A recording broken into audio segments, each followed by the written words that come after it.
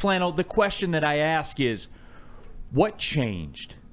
Like what changed? And I guess it's easy to say it's DeBrincat. I guess it's easy to say Kane's on a heater right now.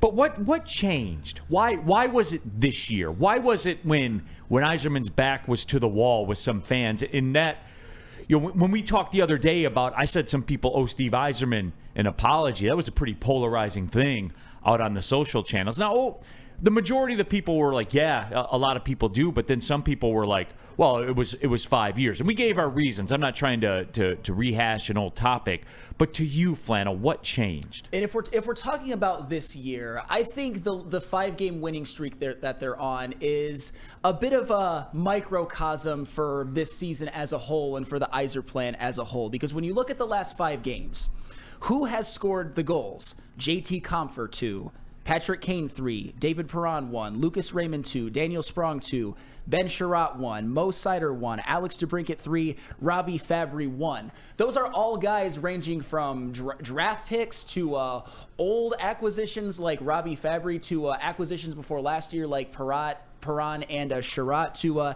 acquisitions before this offseason like Compher and Sprong and DeBrincat, and then acquisitions in this season like Patrick Kane. Those are all guys who are some of your biggest contributors, who are Yzerman guys. And I understand that he's been the GM now. This is his 5th year, so most of the guys are going to be his, but those are guys that are all contributing to winning. And I think that has the biggest part in it are the guys that he has acquired. And also recently, and I'll get into this a little bit more, their defense over the last 5 games or so, and even during some of the other games during this stretch, which they shut out Philly, for example, or allowed 1 at Florida, or allowed 1 to Tampa Bay, or allowed 2 at Toronto. It's getting it's getting better, and that to me has really fueled their stretch of 15-4 and 2. It's the guys that Steve Yzerman has acquired over his time here, and also their defense and goaltending has had a major uptick recently to now, defensively, the Red Wings are pretty much middle of the pack in the NHL, but they're elite at scoring.